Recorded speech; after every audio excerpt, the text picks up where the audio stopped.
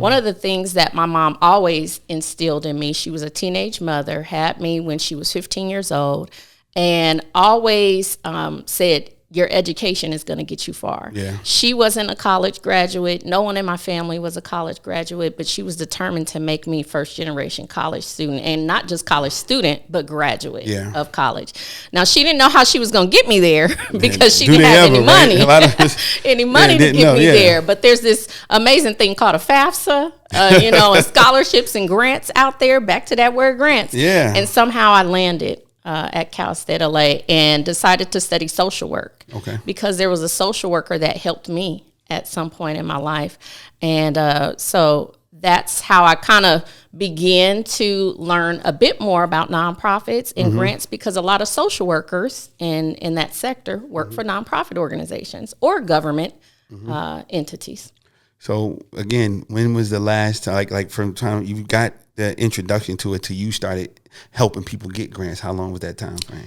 So when you talk about helping people to get grants, that was a longer stretch of time.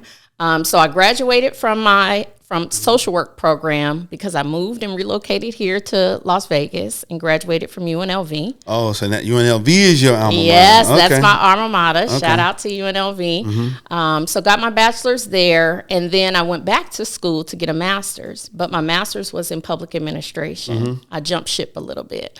I did that because I realized that I was interested in affecting policy and influencing change in rules and regulations. There were so many rules and regulations in the field of social work that people would not qualify for programs because they were like $1 over income. And I didn't like what I was seeing. My mom raised me to be what I've come to understand and call and name humbly defiant.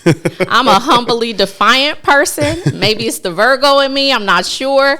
But I wanted to push the envelope. And so I knew I didn't want to go the clinical route. I wanted to be more on the administrative side of social work and be able to influence change in policy.